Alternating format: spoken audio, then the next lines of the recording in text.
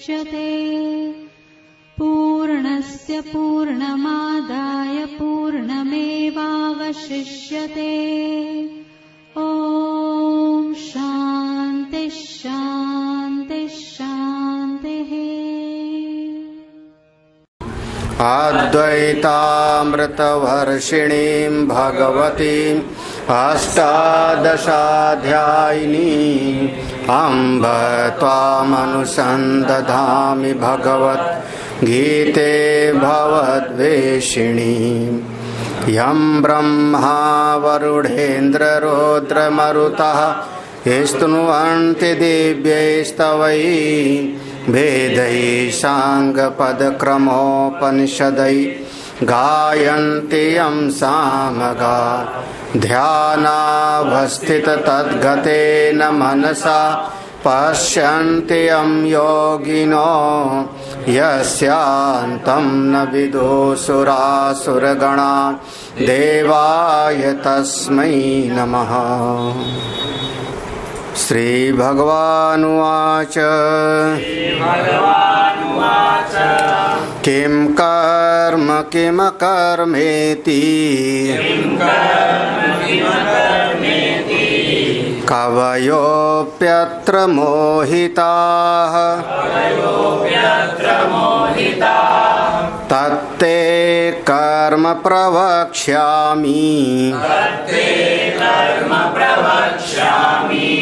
यज्ञात्वा मोक्ष्यसे शुभात्। कर्मणो ह्यपि बोद्धव्यम् बोद्धव्यं च विकर्मणः अकर्मणश्च बोद्धव्यम् गहना कर्मणो गतिः कर्मण्यकर्म यः पश्येत् अकर्मणि च कर्म यः स बुद्धिमान् मनुष्येषु स युक्ता कृत्स्न कर्म कृत्।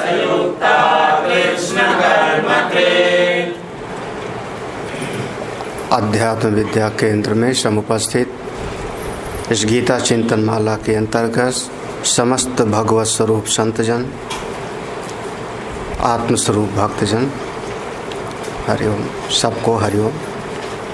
किम कर्म किम अकर्म इति। कर्म किसको कहते हैं और अकर्म किसको कहते हैं, भगवान ने कहा ये मैं तुमको समझाता हूँ। क्योंकि कवयो अपि अत्र मोहितः, इस विषय में कर्म और अकर्म के विषय में क्या करना ठीक है और क्या करना ठीक नहीं है, इस विषय में बड़े बड़े समझदार लोग भी भ्रमित हैं। जो अपने आप को बहुत ज़्यादा मेधावी समझते हैं, शिक्षित समझते हैं, विद्वान, वो लोग भी थोड़ा उल्टी समझ है, विपरीत समझ है।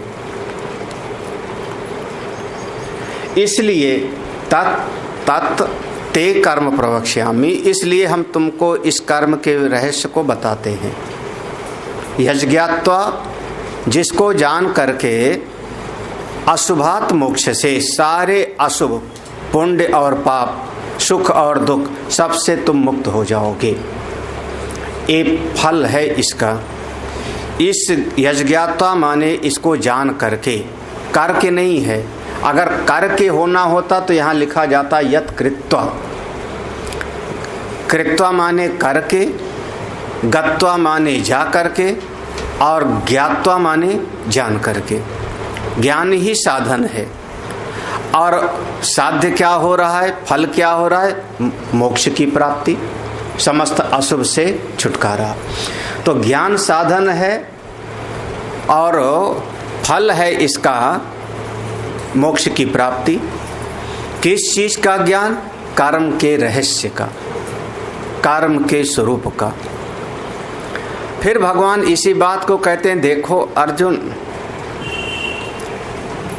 कर्म क्या है इसको भी ठीक ठीक समझना चाहिए। कर्मणः अपि बोधव्यम, कर्म को भी ठीक ठीक समझना चाहिए। संसार के आदमी तो कहते हैं कि मैं तो काम कर ही रहा हूँ जी, सारे दिन तो मैं काम करता हूँ, अपनी जो जिम्मेदारी है उसका निर्वाह करता हूँ। भगवान कहते हैं थोड़ा हमसे समझ लो कि हम कर्म किसको कहते हैं और अकर्म क्या है, इसको भी समझना चाहिए। और तीसरी चीज है कि विकर्म किसको कहते हैं, इसको भी समझना चाहिए। तो तीन चीज को ठीक ठीक समझना चाहिए, कर्म, अकर्म और विकर्म, तीनों को ठीक ठीक समझना चाहिए। क्योंकि कर्म की गति बहुत सूक्ष्म होती है। गहना कर्मणो गति, कर्म को समझना सबके बस की बात नहीं है। अपनी जिम्मेदारी को भी समझना सबके बस की बात नहीं, बहुत गहन विषय है। अब इसको थोड़ा सा सरल भाषा में समझने का प्रयास करना। हम कर्म किसको कह रहे हैं? पहला शब्द कर्म। तो हमारे मन में, हमारी चित्त वृत्ति में कोई न कोई फल प्राप्ति की इच्छा होती है, कोई फल प्राप्ति की इच्छा है। हमको हरिद्वार जाना है तो हमने अपना गंतव्य बनाया, लक्ष्य बनाया कि हमको हरिद्वार पहुंचना, ये हमारा गंतव्य है। और जब हम अपने लक्ष्य की प्राप्ति के लिए कोई साधन का हमने उपयोग किया, चाहे मोटरसाइकिल, चाहे बस, चाहे ट्रेन, चाहे पैदल ही, और अपने लक्ष्य की दिशा में चल पड़े। हम चाहते हैं हरिद्वार जाना, तो उत्तर की दिशा में हरिद्वार है तो उत्तर की दिशा में हम चल पड़े। पैदल चले, चाहे ट्रेन से, चाहे बस से। आप थोड़ा थोड़ा भी चल रहे हो, खरगोश की चाल से भी चल रहे हो, आपकी मोटरसाइकिल है 10 किलोमीटर की स्पीड में भी जा रही है, लेकिन अगर दिशा सही है तो हम कहते हैं कभी न कभी तो ये पहुंच जाएगी। इसका नाम होगा कर्म। अपने गंतव्य की दिशा में, लक्ष्य प्राप्ति की सही दिशा में थोड़ा सा भी आप प्रयास करते हैं, एक एक कदम भी प्रयास करते हैं, तो हम कहेंगे एक काम हुआ, इसका कर्म। लक्ष्य प्राप्ति की दिशा में, सही दिशा में की गई चेष्टा का नाम होगा कर्म। जो आप चाहते हो उस दिशा में चल, सही दिशा में चलो, कभी न कभी तो पहुंच ही जाएगा। हाँ, पहले कर्म का। दूसरा क्या हुआ कि कोई बच्चे को हमने मोटरसाइकिल दे दी, वो बच्चा मोटरसाइकिल का लाइसेंस, उसका आरसी, उसका इंश्योरेंस, सारा कागज बिल्कुल साथ रखता है, हेलमेट भी लगा लिया उसने, पूरे कानून का पालन करते हुए वो बच्चा मोटरसाइकिल चलाना शुरू किया। सही नियम पूर्वक, बिल्कुल सही स्पीड में, किसी को धक्का नहीं मारता, तेज नहीं चलाता, बिल्कुल सही तरीके से, सारे कागज उसके पास हैं। लेकिन जरा सी कोई गड़बड़ी हो गई और उसने दिशा थोड़ा बदल दिया। सोचा था हरिद्वार जाने का, हरिद्वार है उत्तर दिशा में, और चल पड़ा वो पूर्व दिशा में। दिशा भ्रम हो गया, दिशा भ्रम हो जाता है, विपरीत दिशा में चल पड़ा। तो चाहे जितना वो सही तरीके से मोटरसाइकिल चलावे, चाहे जितना समझदारी पूर्वक चलावे, चाहे जितनी तेज गति से चले या धीमी गति से चले, लेकिन लक्ष्य जो बनाया था उसके विपरीत दिशा में जा रहा है, तो वो सब का सब हो गया उसका विकर्म। चाहे जितना चले वो अपने लक्ष्य पर कभी भी पहुंचेगा नहीं, क्योंकि उसकी दिशा हो गई उल्टी। ठीक है, कर्म माने अपने लक्ष्य की सही दिशा में, सही प्रकार से की गई प्रत्येक चेष्टा आपकी कर्म की श्रेणी में आवेगा। लेकिन अपने लक्ष्य की जो आप चाहते हो उसके विपरीत दिशा में की गई प्रत्येक चेष्टा, चाहे आप नियम पूर्वक करो चाहे अनियम पूर्वक करो, सही करो गलत करो, लेकिन जो आप चाहते हो उससे विपरीत दिशा में कर रहे हो तो वो सब का सब हो जाएगा विकर्म, उल्टा कर्म। करना कुछ और था, चलना कहीं और था, हम चल पड़े किसी और तरफ। तो दो शब्द का कर्म और विकर्म। कर्म माने, अरे अपने आप इसको थोड़ा कोशिश करके समझने का प्रयास करना। कर्म और विकर्म। आप सुख चाहते हो, शांति चाहते हो, भगवान को चाहते हो, हाँ, समाधि चाहते हो, ध्यान चाहते हो, तो आप अगर सुख चाहते हो, देखो शांति चाहते हो, मुक्ति भक्ति चाहते हो, तो आपका लक्ष्य हो गया सुख शांति भक्ति मुक्ति। अब उसके लिए आप सुख चाहते हो तो आप चाहे 1 घंटा आप सत्संग में गए, आधा घंटा गए, 1 घड़ी आधी में पुनियाद। हाँ, आप जो शांति चाहते हो, मोक्ष चाहते हो, उसके लिए आधा घंटा पढ़ते हो या 1 घंटा गीता पढ़ते हो, वो सब का सब आपका होवेगा कर्म। क्योंकि आप जो चाह रहे हो वो मिलेगा इसी रास्ते से। किसी ने कहा नहीं, हम तो इतना बढ़िया नौकरी प्राप्त कर लेंगे तो सुखी हो जाएंगे। देखो, चाहता है सुख, चाह रहा है शांति, और मन में क्या आया, हम ये नौकरी मिल जाएगी तो मैं सुखी हो जाऊंगा। इतना अकल उसको नहीं हो रहा है कि मेरे मोहल्ले में 10 लोग नौकरी करते हैं और सब लड़ते रहते हैं दिन भर। अगर नौकरी मिलने से सुखी होना होता तो बगल वाला भी सुखी हो जाता, दूसरा भी सुखी हो जाता, हमारे नाना मामा भी सुखी हो जाते, वो भी तो नौकरी करते हैं। हाँ, इतनी समझ नहीं, या समझ लिया कि हमारे पास इतनी जमीन हो, इतना धन हो तो मैं सुखी हो जाऊंगा। तो उतना धन है किसी के पास, उतनी जमीन जायदाद है उसी के पास, सुखी तो नहीं हो रहा है। इतना विवेक नहीं। लेकिन उसने जो चाहा कि मुझको सुख शांति मिले, और उसके लिए उसने अज्ञान के कारण, नासमझी के कारण, ठीक बोध नहीं है, तो समझ क्या लिया कि पद मिलेगा तो सुखी, धन मिलेगा तो सुखी, शादी विवाह हो जाएगा तो सुखी, बाल बच्चे हो जाएंगे तो मैं सुखी। तो उसके लिए करने लगा। देखो, अब चाहिए उसको परम शांति, और चला गया उस दिशा में कर्म करने लगा कि हमारा जो है नौकरी हो जाए, बाल बच्चे हो जाए, शादी विवाह हो जाए। तो उसमें तो आज तक दशरथ महाराज से लेके कोई सुखी नहीं हुआ। तो उस दिशा में आप जो कर रहे हो वो सब का सब आपका हो जाएगा विकर्म। ठीक है ना? कोशिश करना समझने का। क्योंकि उस दिशा में जाने पर आपको पद मिल जाएगा, आपको फूलमाला मिलेगा, आपको जमीन मिल जाएगी, आपका सम्मान हो जाएगा, आपके बाल बच्चे हो जाएंगे, बाल बच्चे आपको जो है पानी पिला देंगे, सेवा कर देंगे। सुख की बात मत करना। हाँ, सुख नहीं मिलेगा, क्योंकि सुख वहाँ पर नहीं है जहाँ पर आप समझ रहे हो। घर गृहस्थी में सुख होता तो सारी दुनिया, जिसके 10-10 बच्चे हैं वो सुखी होते। हाँ, हाँ, दिखाई पड़ता नहीं। हाँ, दिखाई पड़ता नहीं। हमारे एक सत्संगी परिवार को मैंने देखा, उनके 5 बेटे, हाँ, और 2-3 शायद जो है बेटियां। और बाद में 3 बच्चों की शादी हो गई, 3 बहुएं आ गई घर में। हमने पूछा किसके साथ रहती हो, तो उन्होंने कहा अपना अलग बनाती खाती हूँ, अपना अलग बनाती खाती हूँ।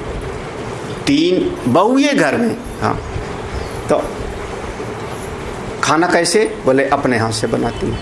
तो कहाँ सुख मिला आपको? सोचे थे तो कि बहू आ जाएगी तो मैं बड़ा सुखी हो जाऊंगी, आराम से बैठी रहूंगी और समय पर चाय मिल जाएगा। घर में 5 बच्चे, लेकिन फिर भी वहां पर सुख तो नहीं मिला। बच्चे मिल गए, पोता पोती हो गए, आपका परिवार बढ़ गया, लेकिन वो जो चाहा था कि शांति और सुख, वो तो नहीं। तो उस दिशा में जहां पर आप, अगर आप संसार चाहते हो तो जाओ संसार में, आप पद चाहते हो तो जाओ, नौकरी चाहते हो तो खूब पढ़ो लिखो, संसार की विद्या इतिहास भूगोल पढ़ो, एग्जाम करो, लेकिन आपका चित्त तो सुख चाहता है, आनंद चाहता है, और जहां पर आप प्रयास कर रहे हो उस दिशा में आनंद है ही नहीं। बारी मथे घृति हो भरु सिकता ते अरु तेल। हाँ, आप भूसी को आप कोल्हू में डाल करके चलाओ, चाहे जितना चलाओ उसमें से तेल निकलने वाला, उसमें से तेल निकलने लगा। उसी प्रकार से संसार से सुख नहीं निकलता, परिवार मिल जाता है, धन संपत्ति मिल जाएगी, सुख नहीं।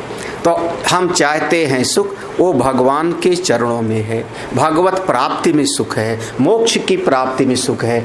उस दिशा में ना चल करके संसार की दिशा में जावे तो पूरा का पूरा हो गया उसका कर्म विकर। चाहे जितना बढ़िया तरीके से कर्म करे जगत में, बढ़िया तरीके से पढ़ता हूँ, बढ़िया तरीके से परीक्षा देता हूँ, बढ़िया तरीके से नौकरी करता हूँ, बढ़िया तरीके से खेती बाड़ी करता हूँ, लेकिन सुख नहीं मिला, क्योंकि वहां पर है ही नहीं जहां आप ढूंढ रहे थे। हाँ, तो ये सब का सब हो गया विकर्म। अब बिल्कुल सरल भाषा में कहूं, सरल भाषा में तो भगवत प्राप्ति के, परमात्मा के मार्ग पर जरा सा भी कोई कर्म करे, प्रयास करे, वो सब कर्म होगा। और संसार की तरफ अगर चाहे जितना कोई कर ले, वो सब का सब हो जाएगा विकर्म। ठीक है, कर्म और विकर्म दो शब्द हो गए। लक्ष्य प्राप्त की सही दिशा में की गई जरा सी भी चेष्टा, वो सब कर्म है। और लक्ष्य के विपरीत चाहे जितना नियम पूर्वक विधि विधान पूर्वक कोई करे, लेकिन लक्ष्य के विपरीत है तो वो सब हो जाएगा विकर्म। विपरीत दिशा में किया गया कर्म, विपरीत कर्म। हाँ, तीसरा शब्द हो गया अकर्मणश्च बोधव्यम। अकर्म को भी जानना चाहिए। अकर्म क्या चीज है उसको भी जानना चाहिए। अब अकर्म देखो, तीसरी बात आ गई।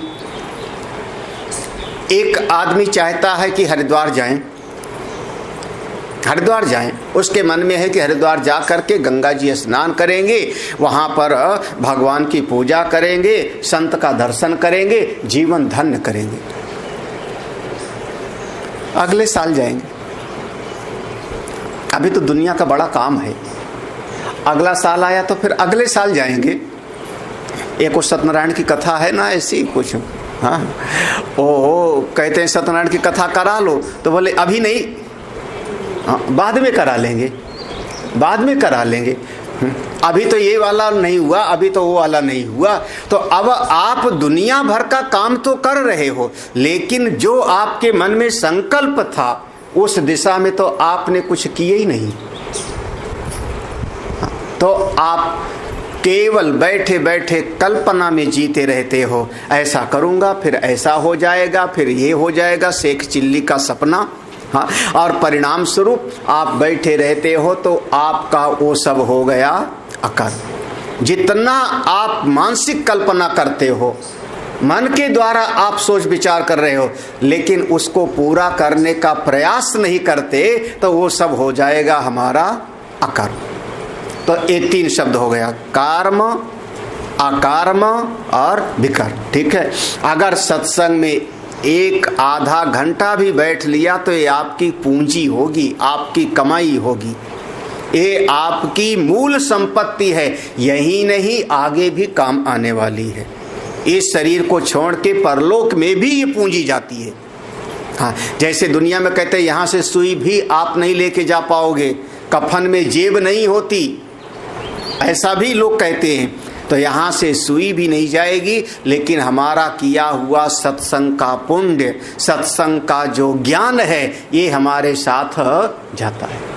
तो ये सब कर्म है, क्योंकि संस्कार बन करके जावेगा। और संसार में चाहे जितना कर ले मैं हम, और संसार में जैसे, अब सरल भाषा में कहूँ तो किसी को आप 15 साल तक खिलाओ पिलाओ, पालो पोसो, 10 साल तक, और थोड़ा सा जरा सी कोई बात हो जाए, कभी आप उसके अनुसार ना चलो तो कहता है कुछ किए ही नहीं हमारे लिए, सब आपका किया धरा उसने तो उसने तो कह दिया कि आप कहते हो नहीं, 10 साल से मैंने इसके लिए ये काम किया, इसकी नौकरी लगवाई, इसके बच्चे की शादी में साथ खड़े रहे, इसका ये सुख दुख में साथ रहे। वो आदमी कहता है बताओ, चाय तक तो पिलाई नहीं, सब बेकार। मतलब क्या हुआ, अब आपका किया धारा उसने बराबर कर दिया ना। तो आपका आप भी कहते हो इतने साल जो किया सब बेकार गया। तो बेकार गया माने क्या हो गया, व्यर्थ हो गया, वही विकर्म हो गया। अकर्म क्या है? अब अकर्म के 2 स्वरूप हैं। अकर्म के 2 स्वरूप, एक तत्ववेत्ता की दृष्टि में, एक संसारी की दृष्टि में। संसारी आदमी की समझ अलग होती है और तत्ववेत्ता जो ब्रह्मवेत्ता हैं उनकी दृष्टि अलग होती है। ब्रह्मवेत्ता तो अपने अकर्म स्वरूप में रहते हैं। तो अगला श्लोक ये अकर्म शब्द को समझाने के लिए है। अगला, किम पुनः तत्वम कर्मादे यद बोधव्यम वक्ष्यामि इति प्रतिज्ञातम उच्यते। तो कर्म आदि का जो वास्तविक तत्व है वो क्या जानना चाहिए? भगवान ने जिसकी प्रतिज्ञा किया था कि कर्म को भी जानो, विकर्म को भी जानो, अकर्म को भी जानो, उसको कहते हैं। एक बार फिर पढ़ते हैं श्लोक। कर्मण्यकर्मया पश्येत् अकर्मणि च कर्मयः सबुद्धिमान् मनुष्येषु सयुक्ता कृष्ण कर्म कृत्। इस श्लोक का शब्द का अर्थ देखो। कर्मणि धन अकर्म, ये 2 शब्द मिला हुआ है। कर्मणि धन अकर्म। कर्मणि माने कर्म में अकर्म को यह पश्येत, जो देखता है वही बुद्धिमान मनुष्य है। सा बुद्धिमान मनुष्येषु, वही मनुष्यों में बुद्धिमान है। और सायुक्तः, वही परमात्मा से युक्त है। और सा कृष्ण कर्मकृत, कृष्ण माने पूरा का पूरा, संपूर्ण सब कुछ। उसने जो करना था वो सब कर लिया, जो जानना था जान लिया। कौन? जो कर्म में अकर्म को देखता है। पहला शब्द है कर्मणि अकर्म यह पश्येत्। कर्म में अकर्म को देखता है वही सा मनुष्येषु बुद्धिमान, मनुष्यों में बुद्धिमान है। सा युक्तः, वही भगवत भाव से युक्त है। और वही सारा जो करना था सब कर लिया, कृतकृत्य हो गया। दूसरा भाव है, देखो ऊपर की पंक्ति में देखना, ऊपर की पंक्ति दोनों के साथ जोड़ लो। कर्मणि अकर्म यह पश्येत्, इसके बाद नीचे का पढ़ लिया हमने, फिर से ऊपर में देखो पश्येत् के बाद में यहाँ पश्येत् धन अकर्मणि ऐसा है। तो अकर्मणि च कर्म यह, अब दूसरी बात हो गई। अकर्म में जो कर्म को देखता है सा बुद्धिमान मनुष्येषु, वही मनुष्यों में बुद्धिमान है, वही भगवत भाव से युक्त है। और उसने जो करना था सब कर लिया। तो ये 2 दृष्टि हो गई। जो कर्म में अकर्म को देखे और जो अकर्म में कर्म को देखे वही ज्ञानी है। अब इसका इतना विस्तार है, इतना विस्तार है कि ये पूरा का पूरा जीवन मुक्त का वर्णन है। बहुत कम शब्दों में हम लोग समझने का प्रयास करेंगे, बहुत कम शब्दों में। भगवान भाष्यकार ने दृष्टांत लिया नाव का। भाष्यकार ने दृष्टांत लिया नाव का। हम लोग थोड़ा सा एक दृष्टांत समझते हैं ट्रेन का। कभी स्टेशन पर ट्रेन हमारी खड़ी है, जिस ट्रेन में मैं बैठा हूँ वो ट्रेन खड़ी है स्टेशन पर। तो वहाँ पर और भी ट्रेनें खड़ी हैं, दूसरे प्लेटफार्म पर कई ट्रेनें खड़ी हैं। हमारे बगल वाले जो लाइन है उस पर भी कोई ट्रेन खड़ी है। कई बार ऐसा हमने अनुभव किया है, मैं स्वयं अनुभव किया हूँ इस बात को, कि ऐसा लगा कि मेरी ट्रेन चल पड़ी, मेरी ट्रेन चल पड़ी। जल्दी से कहते ट्रेन चल पड़ी। थोड़ी देर के बाद में ध्यान आया कि हमारी ट्रेन तो ज्यों की त्यों खड़ी है और बगल वाली ट्रेन जा रही है। ऐसा कभी न कभी किसी को अनुभव हुआ होगा। बगल वाली ट्रेन चल पड़ी है, वो चल रही है, हमारी ट्रेन खड़ी है, लेकिन हमको लगा क्या कि हमारी ट्रेन चल पड़ी, बगल वाली खड़ी है। तो हो क्या रहा है, अब यहाँ पर हुआ क्या, बगल की ट्रेन की गति का, जो हमारी ट्रेन स्थिर है उस पर हो गया आरोप, अध्यास, उसकी गति का इस पर अध्यास हो गया, और हमारी जो ट्रेन खड़ी थी उसकी स्थिरता का अध्यास हो गया उस पर। तो देखो समझना, अब चल रही है बगल वाली ट्रेन, हमको लगने क्या लगा, कौन सी ट्रेन चल रही है, हमारी वाली ट्रेन। और उसी में एक बुद्धिमान आदमी मेरे सामने बैठा था जो बहुत ट्रेन में चलता था। उसने कहा महाराज हड़बड़ाओ मत, अभी अपनी ट्रेन खड़ी है।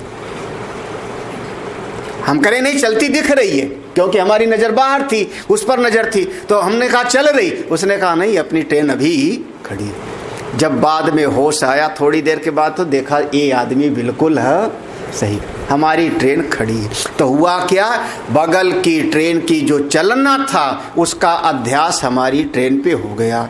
लेकिन जिसने कहा महाराज हमारी ट्रेन अभी खड़ी है, इसका मतलब वो जानकार था। वो कौन हो गया, बुद्धिमान, मनुष्यों में बुद्धिमान। ठीक है ना, पहली बात। दूसरा 2-3 दृष्टांत दे देता हूँ, बस 2-3 दृष्टांत।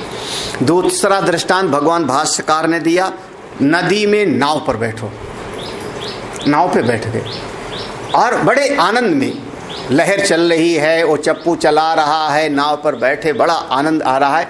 दिखाई क्या पड़ता है कि बगल में जो पेड़ है, जो गांव है, वो चल रहा है और नाव हमारी खड़ी है।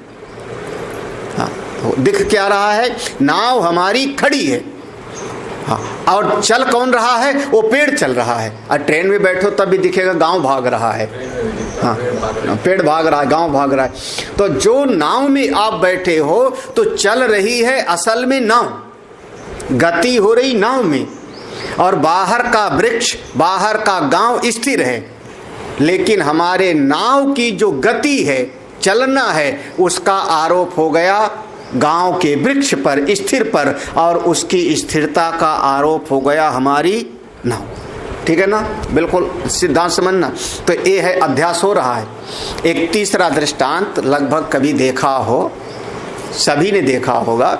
बाहर हम सो रहे हैं, वैसे बड़े शहर वाले इसका नहीं आनंद ले सकते, ये तो गांव की बात है। हाँ, खुले में सो रहे हैं, खुले में सो रहे हैं, ऊपर चांद निकला हुआ है, हल्का हल्का बादलों का झुंड भी है, टूटा टूटा सा बादलों का। तो कई बार देखने में लगता क्या है कि आज तो बिल्कुल चांद तेजी से भाग रहा है।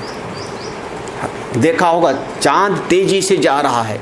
हाँ, वास्तव में वहां चांद तेजी से नहीं जा रहा है, वो जो बादल उसके ऊपर चल रहा है हल्का हल्का, वो बादल तेज चल रहा है। चांद को देखते रहो तो घंटे भर वही दिखाई पड़ेगा, लेकिन लगेगा कि चांद भाग रहा है। मतलब वहां बादल की गति का अध्यास हो रहा है चंद्रमा पर, और चंद्रमा की स्थिरता का अध्यास हो रहा है बादल पर।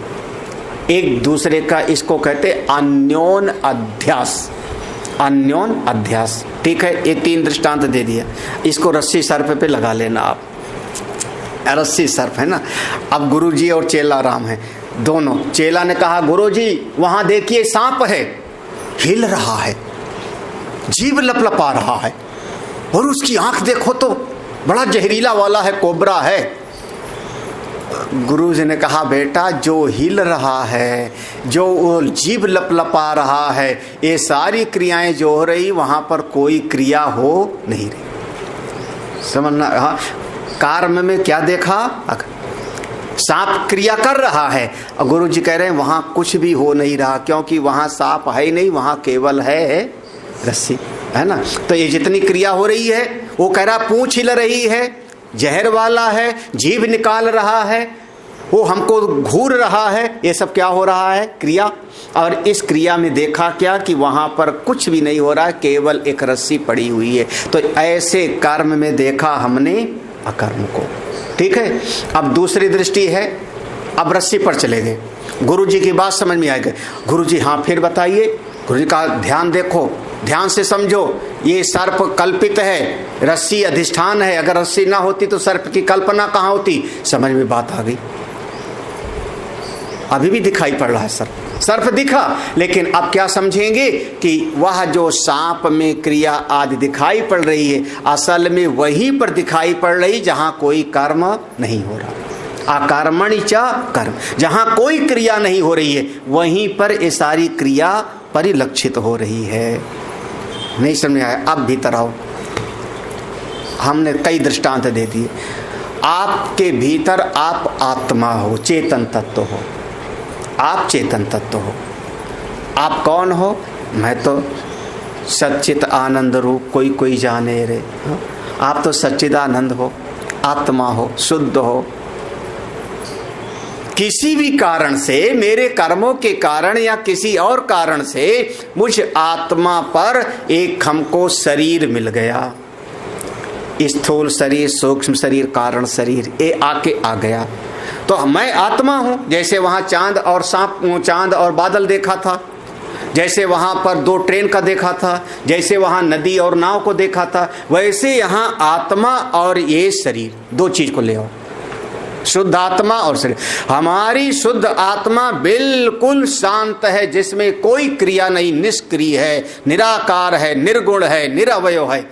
और शरीर आकार वाला है, शरीर में क्रिया हो रही है, आंख अपना काम कर रही, कान हम सत्संग सुन रहे हैं, हाथ से किसी की सेवा कर रहे हैं, पांव से मंदिर की प्रदक्षिणा कर रहे हैं। तो ये शरीर जितने भी क्रिया को कर रहा है, देखो कर्मणि अकर्म या पश्चित, शरीर की एक एक क्रियाओं के साथ में आंख देखती है, कान सुनता है, पांव चलता है, हाथ काम करता है, सब कुछ करता है। लेकिन बुद्धिमान मनुष्य कहता है नहीं, मैं तो वो आत्मा हूं जो कुछ भी नहीं करता। समस्त कर्मों में देखा हमने किसको?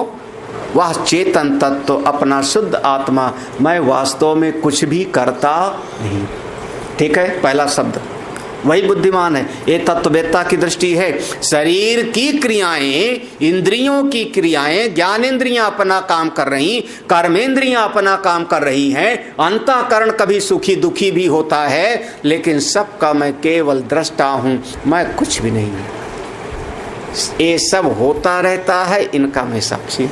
तो इनकी क्रियाओं के होते रहने पर भी मैं ये सब करने वाला नहीं। कौन हूं मैं? आत्मा।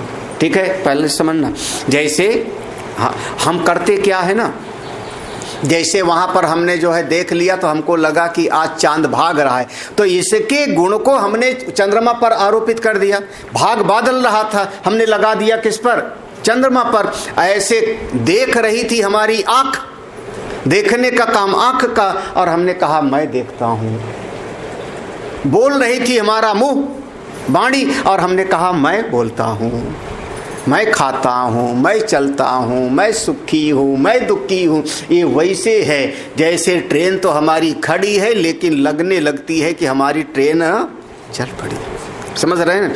तो शरीर के गुण धर्म का, शरीर की क्रियाओं का अपनी आत्मा पर अध्यास हो जाता है। और जब अपनी आत्मा पर अध्यास हो जाता है तो हम मानने लगते हैं कि मैं बोलता हूँ, मैं करता हूँ, मैं भोगता हूँ, मैं चलता हूँ।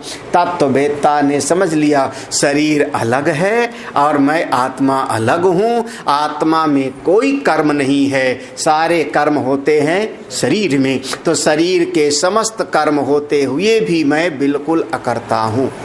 पहली पंक्ति का अर्थ हो गया, वही बुद्धिमान है। कर्मणि अकर्म यह पश्चित, कर्म में भी जो अकर्म को देखे, गति में भी जो अगति को देखे, चलने में भी जो स्थिरता को देखे, वो कौन है? बुद्धिमान मनुष्य। मैंने कहा ट्रेन में हमको बताया उसने, किसी ने, महाराज चुप रहो, अभी घबराओ मत, अभी ट्रेन चली नहीं, हमको लग रहा है कि चल रही। उसने समझा दिया तो बुद्धिमान था, वो जानकार था। बिल्कुल उसी तरीके से गुरु जी कहते हैं तुम करता नहीं। पहला सूत्र होगा। हाँ, दूसरा सूत्र, अब इसको तत्व दृष्टि से देखो। तत्व दो दृष्टि है, एक शरीर की दृष्टि से, तो शरीर की दृष्टि से कह दिया कि शरीर सारे कर्म करता है, लेकिन सबका मूल अधिष्ठान कौन है? वह आत्मा है, जहां पर कोई कर्म नहीं।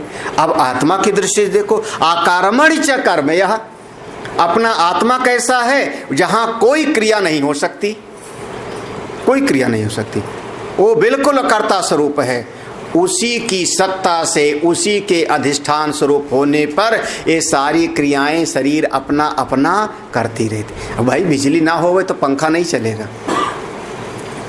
बिजली है तो पंखा चल रहा है, बिजली है तो प्रकाश हो रहा है, बिजली है तो हमारी आवाज़ बढ़ रही है, आप तक पहुंच रही है, सब बिजली की अधिष्ठान में हो रहा है। अगर वो ना हो तो सब काम ठप। ऐसे आत्मा जो अपना अकर्ता स्वरूप है, अकर्म स्वरूप है, उसकी सत्ता मात्र से सारा का सारा काम होता रहता है। वो मैं हूँ तो आंख देखती है, वो चेतन है तो कान सुनता है, वो है तो पाँव चलता है। तो सारे कर्मों के मूल में वही है। तो समस्त कर्मों में अकर्म और अकर्म में कर्म। जो इस बात को समझता है वही वास्तव में समझता है।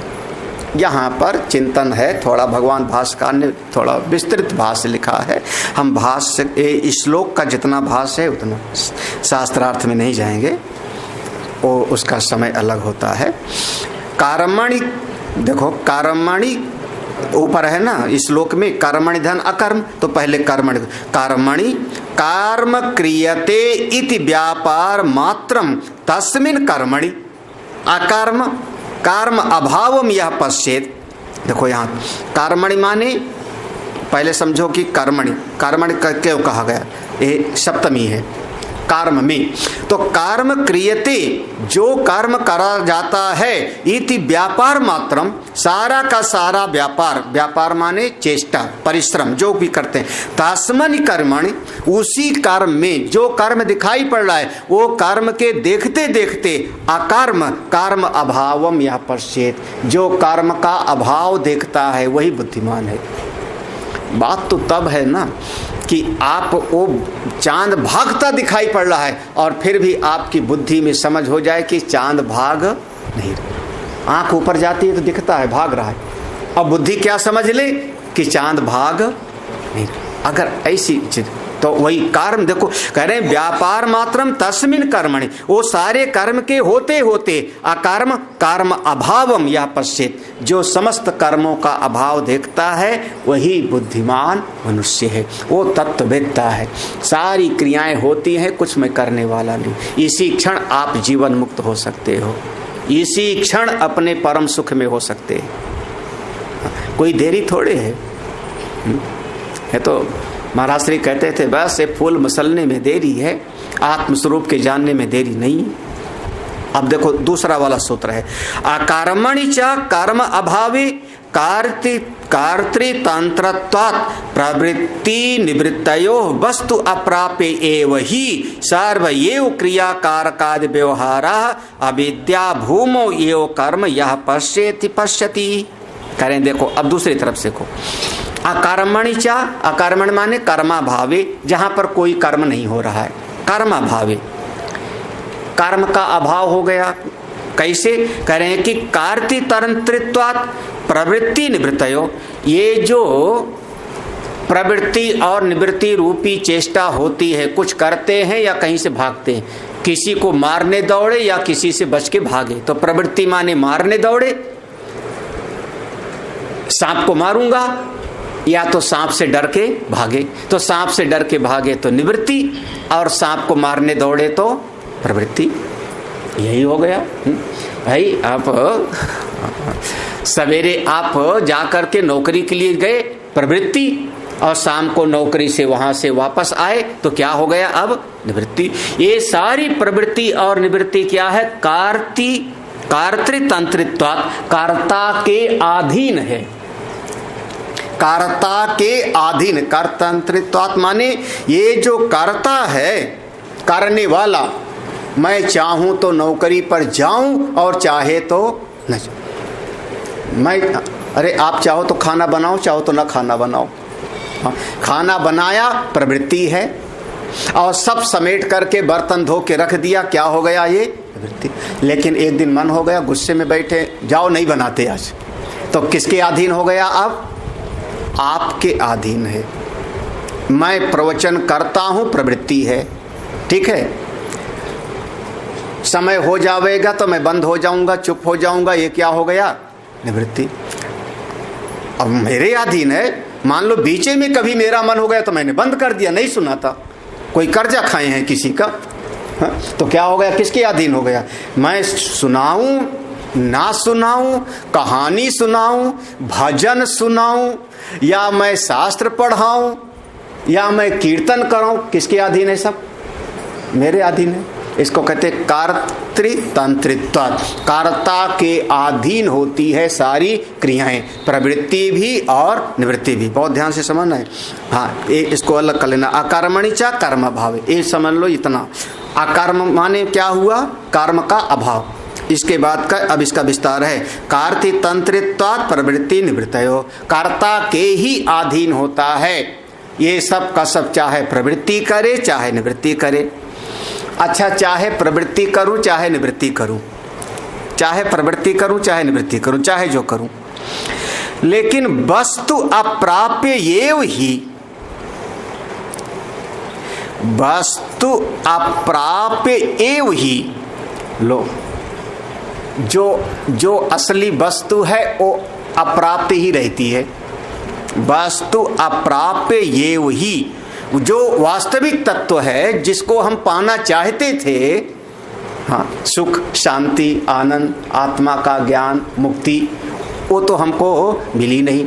चाहे हम 10 साल काम करें, चाहे 10 साल हम चुपचाप भाग के पहाड़ में चले जाएं, अपने आत्मा को तो जाना नहीं। तो वस्तु अप्राप्य ही, तत्व तो अप्राप्त ही है, तत्व तो अप्राप्त भी है। मोक्ष नहीं मिला, सुख भी नहीं मिला, शांति भी नहीं मिली, तो जितना भी किया सर्व एव क्रियाकारकादि व्यवहारा अविद्या भूमौ। तो जितना भी आपने किया, आपने बड़ी मेहनत से आपने गाड़ी चलाई, बड़ी मेहनत से आपने हल चलाया, सब का सब क्रिया कारक आदि व्यवहार। कारक आदि माने, कारक कहते हैं कर्ता ने कर्म को कारण से के द्वारा, ये सब का, इसको कारक कहते हैं। ये सारा का सारा आपने मेहनत किया, लेकिन सब का सब अज्ञान में रहा। अविद्या भूमौ एव, सब अज्ञान में रहा। और जब सब अज्ञान में रहा तो माने चाहे जितना आपने प्रवृत्ति किया, चाहे जितना निवृत्ति किया, उसका कोई फल हमको प्राप्त नहीं। तो वो क्या हुआ? सब करने पर भी क्या हो गया? सब खाली हाथ रह गए। हाँ, सरल भाषा में कहा, खोदा पहाड़ निकली चुहिया। काम इतना किया जिंदगी भर और मिला कुछ भी नहीं। कहते हैं मुट्ठी बांधे आया और हाथ पसारे आए, खाली हाथ चले गए। तो खाली हाथ चले गए तो सब कहाँ रह गए? अज्ञान ज्यों का त्यों बना रहा। अज्ञान में आपने बड़ा परिश्रम किया, लेकिन हासिल आपको कुछ हुआ नहीं। इतना नौकरी किया, इतना परिश्रम किया, इतना खेत जोता, इतना घर संभाला, बाल बच्चों का शादी विवाह किया, और रह गए कौन सा? केवल रीता। अज्ञान में सब का सब रह गया। तो आपका सब जितना भी कुछ किया आपने, सारा कर्म समझ लेना सब अज्ञान में ही हुआ। सब बिल्कुल क्या हुआ? जीरो है। हाँ, आपकी मुट्ठी में क्या गया आपके साथ? बोले खाली हाथ गए, सब का सब खाली। इस नाव को बांध के हाँ, वो दृष्टांत दिया मथुरा के पंडों का। मथुरा में 4-6 पंडा लोग, उन्होंने एक चांदनी रात में, पूर्णिमा की रात्रि है, चांदनी खूब चांद खिला हुआ है, उन्होंने कहा चलो जमुना जी में आज नौका विहार करते हैं। बोले ऐसे नहीं, थोड़ा कुछ घोट लिया जाए। उन्होंने थोड़ा सा जो है कुछ भांग घोट लिया और 2-2 गिलास 3-3 गिलास पिया सबने। और गर्मी का समय, अब नाव पे जाके बैठे, जैसे जमुना जी के किनारे गए तो ठंडी ठंडी हवा लगी, और भांग का नशा ठंडी पर बढ़ जाता है। ठंडी लगेगी तो भांग का नशा बढ़ता है, शराब का नशा कम हो जाता है। भांग का नशा मिठाई खिला दो तो बढ़ेगा, और दारू का नशा मिठाई खिलाओ तो उतर जाता है। इसीलिए दारू पीने वाला नमकीन खावेगा। और ये सब जो है ऐसे जीवन में देखो, भांग खाया हो उसको घी वाली खूब जो है चुपड़ी खिला दो, नशा उतर जाएगा। तो अब जमुना जी के किनारे ठंडी ठंडी हवा लगी, जमुना जी में नाव पर बैठ गए, भांग का नशा चढ़ गया। उनका चलो चप्पू उठाओ, नाव का चप्पू उठाया, दो इधर से दो इधर से खेने लगे। हो महाराज क्या सुंदर दृश्य है, हाय हाय। अब नाव तो हिल रही है ना, हाँ, हिल रही है, उनको लग रहा है हाँ बड़ा बढ़िया दृश्य है, ये दृश्य है। सवेरे 4-5 बज गए, बोले बहुत दूर आ गए होंगे नाव खेते खेते, बड़ी दूर नाव खेते खेते आ गए। तब तक एक का थोड़ा नशा हल्का हुआ, उसने कहा ये तो घाट वही है जहां हम लोग बैठे थे, वही झंडा दिख रहा है, वही लोग, घाट तो वही है। बोले नहीं, सारी रात हम नाव खेए हैं। तब तक एक ने कहा लंगर तो हमने उठाया ही नहीं था। नाव का एक लंगर होता है जो पानी में उसको रोक कर, बोले वो जो बंधा होता है रस्सी से, उसको तो उठाया ही नहीं था। बोले सारी रात आपने नाव खेया लेकिन पहुंचे कहीं नहीं। हाँ, पहुंचे कहीं नहीं। हाँ, तो सब का सब आपका किया गया कर्म हो क्या गया, शून्य हो गया। सब का सब अज्ञान में किया गया कर्म हो गया। ऐसे सारे जगत के लोग इसी प्रकार से करते रहते हैं। तो इस प्रकार से जो कर्म में अकर्म को और अकर्म में कर्म को, आत्मा है अकर्म स्वरूप, शरीर है क्रिया स्वरूप, शरीर है क्रिया स्वरूप। ऐसा जो अब दोनों का जो मिलान कर देता है, जो खुद को करने वाला समझ लेता है, करता है शरीर, खुद को समझ लिया मैं करता हूं, समझना वही अज्ञानी है। जिसने ये समझ लिया कि शरीर सारी क्रियाएं करती हैं, मेरी आत्मा तो बिल्कुल अकर्म है, वही बुद्धिमान मनुष्य है। हाँ? समापन करते हैं इसका। देखो, सा बुद्धिमान मनुष्येषु सा युक्तो योगी कृष्ण कर्म कृत समस्त कर्म कृत चासा इति स्तूयते कर्म अकर्मणो इतरेतर दर्शी। करें सा बुद्धिमान मनुष्येषु, मनुष्यों में वही बुद्धिमान है। सा युक्ता योगी, वही योगी समझना, साधना करने वाला युक्त है। कृष्ण कर्म कृत समस्त कर्म, सारे कर्म उसने कर लिया, जो जो करना था कर लिया, जो पाना था पा लिया, जो जानना था जान लिया। चासा इति स्तूयते, इस प्रकार से इस दृष्टि की स्तुति है, इस ज्ञान की स्तुति है। जो ऐसा समझता है वो बुद्धिमान है, वो समझदार है। कौन?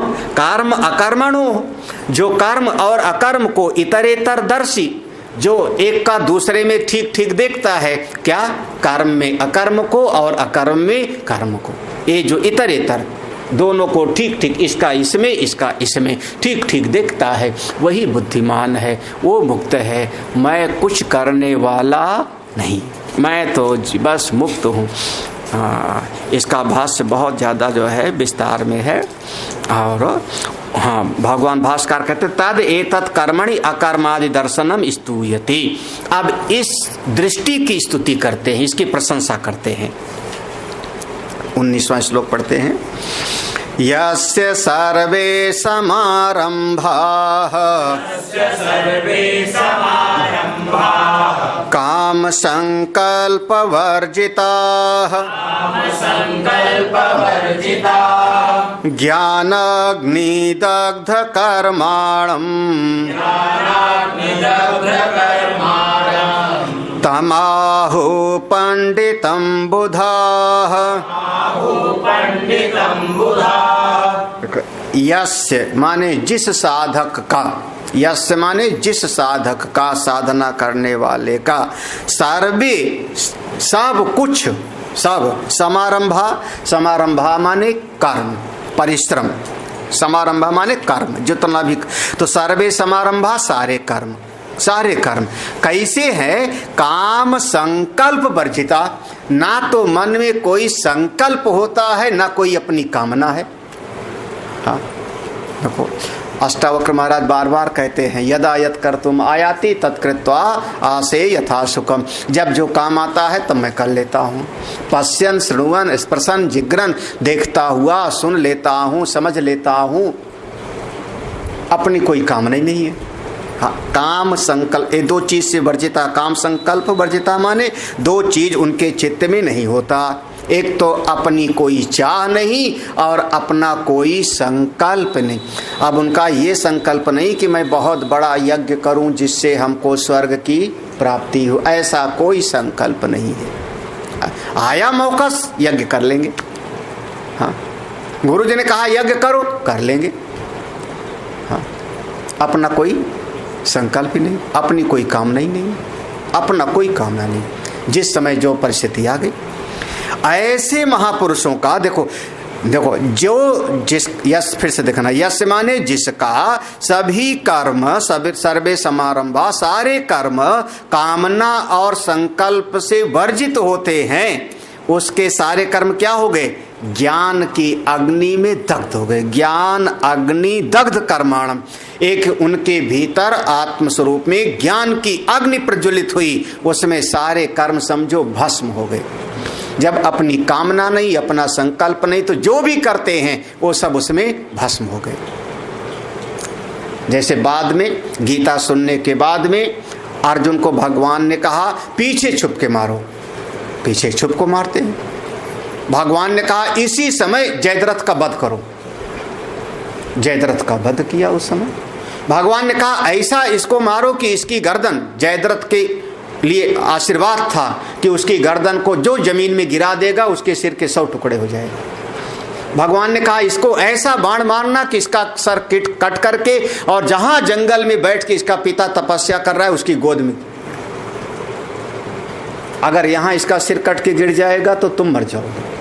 एक ही बाण से 2 को मार दिया। हाँ, ऐसा बाण मारना। अब भगवान ने कहा, अब उसका पिता कहीं बैठ के तपस्या करा था, उसने वरदान मांग लिया था कि मेरे बेटे को जो मारे, मेरे बेटे का सिर जो गिरावे जमीन पर, उसके सिर के 100 टुकड़े हो जाएंगे। अब अर्जुन ने ऐसा बाण मारा कि वो सिर कट के जाके जयद्रथ का पिता जो जंगल में बैठा तपस्या कर रहा था उसकी गोद में गिरा। जब वो ध्यान में बैठा था उसकी गोद में गिरा तो उसको लगा क्या है क्या है, चौंक पड़ा, चौंक के खड़ा हो गया तो सिर जमीन में गिर गया।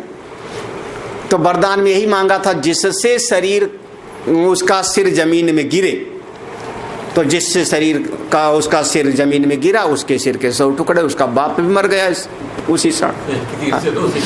और अर्जुन को कोई पाप लगा हो ऐसा कहीं पर लिखा नहीं। क्यों? क्योंकि भगवान ने कहा था, भगवान ने कहा कि शिखंडी के पीछे छुप के मारो, मारा। कोई पाप नहीं, कोई पुण्य, ना कोई पुण्य ना कोई पाप। क्या हो गया?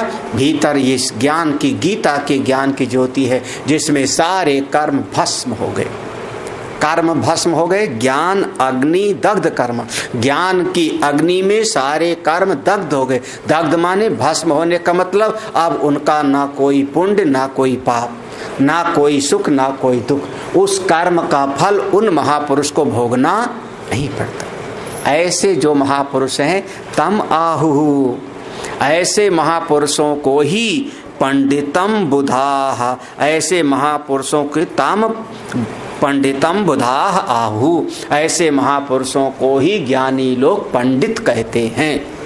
तम माने उनको, ऐसे महापुरुषों को ही बुधा जो ज्ञानी लोग हैं पंडितम आहु, पंडित कहते हैं, ज्ञानी कहते हैं। वो ज्ञानी हैं, वो बुद्धिमान हैं।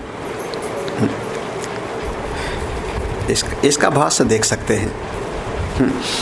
यस्य यथोक्त दर्शिनः सर्वे यावन्ता समारंभा कर्माणि समारभ्यन्ते इति समारंभा काम संकल्प वर्जिताः कामैः तत्कारणैः च संकल्पैः वर्जिता मुधा एव चेष्टा मात्रा अनुष्ठीयन्ते प्रवृत्तेन चेत लोक संग्रहार्थम निवृत्तेन चेत जीवन मात्रार्थम। बहुत बढ़िया शब्द है। यस्य माने यथोक्त दर्शिना। ऊपर जो 18वें श्लोक में बताया है उसी को जो ठीक ठीक समझ गया। कैसे? कर्म में अकर्म को और अकर्म में कर्म। यथोक्त दर्शन सर्वे, सारा का सारा, यावंता जितना भी है, यावंता माने जितना कुछ भी है, समारंभा माने सारे कर्म। हाँ, कर्माणि समारंभ्यन्ते इति समारंभा, जो कर्म को आप अच्छी तरह से प्रारंभ करते हो उसी का नाम है समारंभ। सोच विचार के प्रारंभ करते हो, सोच विचार के शुरू करते हो उसी का नाम है समारंभ। हाँ, सम्यक रूपेण आरंभ, अच्छी प्रकार से, जैसे कहते हैं ना आज मैं ये वाला काम करने जा रहा हूँ, वो सारे के सारे कर कैसे हैं? अब काम संकल्प वर्जिता माने कामैः तत्कारणैः च संकल्पैः वर्जिता, कामना से रहित। और कामना से रहित क्यों है? कामना का कारण है संकल्प। काम जानामि ते मूलम संकल्पात किल जायसे। हे कामनाओं, मैंने तुमको जान लिया, कामना का मूल कारण है संकल्प। कभी न कभी आपके चित्त में हो जाता है। अब देखो, चित्त में हो गया कि मुझको IAS अफसर बनना है, तो ये क्या हो गया, एक संकल्प हो गया।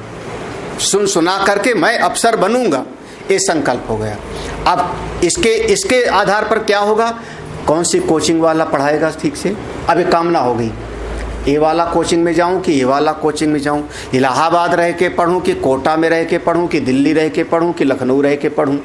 हाँ, क्योंकि या इलाहाबाद में जब से ज़्यादा कोचिंग होती है, कहाँ पर पढ़ूं। तो ये जो किसी कोचिंग में जाके पढ़ने की हो रही कामना, ये संकल्प किसका था कि मैं डॉक्टर या अफसर बनूं, और फिर उसके बाद अनेक अनेक कामनाएं पैदा होती।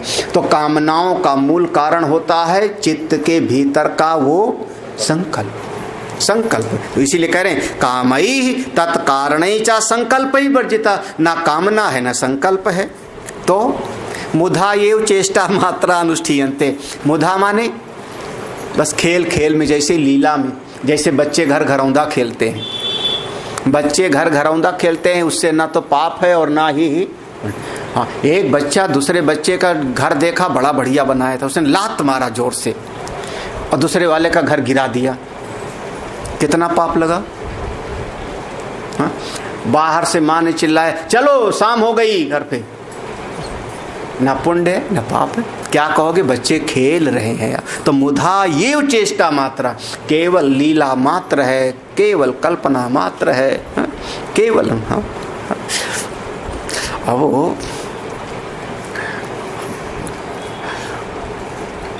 अब एक विद्यार्थी जा रहा था, मैं ऐसे कहीं बैठा लान में देख रहा था, दूसरा बच्चा उन विद्यार्थी की तरफ में ऐसे गन कर किया, मारता हूँ गन।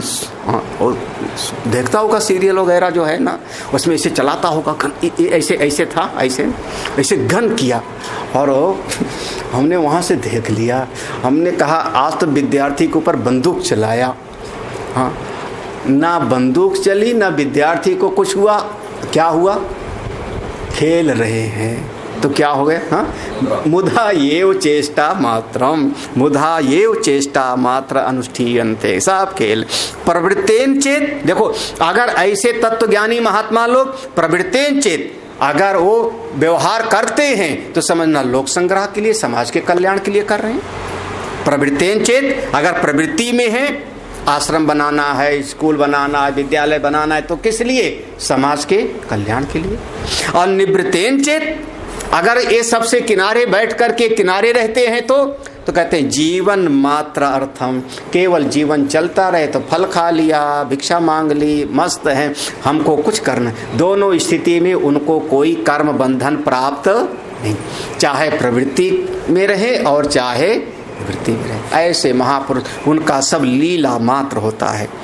हाँ, नीचे की पंक्ति का भास करते, ताम ज्ञान अग्निदग्ध कर्माणम कर्मादौ अकर्मादि दर्शनम ज्ञानम तद एव अग्नि तेन ज्ञानाग्निदग्धानि शुभ अशुभ लक्षणानि कर्माणि यस्य तम आहु परमार्थता पंडितम बुधा ब्रह्मविदा। अरे तम, ऐसे महापुरुषों का ज्ञान अग्निदग्ध कर्माणम, ये देखो श्लोक में है ना, ज्ञान अग्नि दग्ध कर्माणम, ऐसा है श्लोक में। तो इसका पूरा एक एक शब्द देखना। कर्मादौ अकर्मादि दर्शनम, कर्म में अकर्म को देखना ही ज्ञान है। कर्मादौ, वो जो पहले कहा था 18वें श्लोक में, कर्म में अकर्म, तो कर्मादौ अकर्मादि दर्शनम ज्ञानम, कर्म में अकर्म को समझना ही ज्ञान है। शरीर सब कर रहा है, इंद्रियां कर रही और मैं अकर्ता हूं, ये समझ ही ज्ञान है। तदेव अग्नि, और यही ज्ञान ही अग्नि है, यही ज्ञान है। तेन ज्ञान अग्नि, इस ज्ञान की अग्नि से सारा का सारा दग्धानि भस्मीभूत हो गया। कौन सा, शुभ अशुभ लक्षणानि कर्माणि, जो शुभ और अशुभ, अच्छे और बुरे जितने कर्म थे सब का सब इस ज्ञान की अग्नि से भस्मीभूत हो गए। सब शरीर करता है, मैं करता ही नहीं हूँ। दुनिया में सब होता है, परमात्मा तो नित्य नूतन है। तमाहु परमार्थतः पंडितम। वही लोग परमार्थ तत्व को जानने वाले पंडित हैं, ऐसा महापुरुष लोग कहते हैं। ऐसी दृष्टि जिसकी है वो तत्ववेत्ता है, वही ज्ञानी होता है। इसलिए अर्जुन तुमको भी ऐसे करना चाहिए। ये श्लोक का अर्थ यहाँ पर पूरा हुआ। अब अगला जो प्रसंग है उसकी जो है संगति लेते हैं और अगले प्रसंग से कुछ जो ऐसी दृष्टि वाला है, ज्ञानी वाला है, उसकी स्तुति है। ज्ञानी महापुरुषों की आगे स्तुति है, करीब 4-5 श्लोकों में उनकी महिमा का, और फिर यज्ञ का वर्णन हो जाएगा। ओम पूर्णमदः पूर्णमिदं पूर्णात् पूर्णमुदच्यते पूर्णस्य पूर्णमादाय पूर्णमेवावशिष्यते। ओम शांति शांति शांति। हरि ओम। श्री गुरुभ्यो नमः। हरि ओम।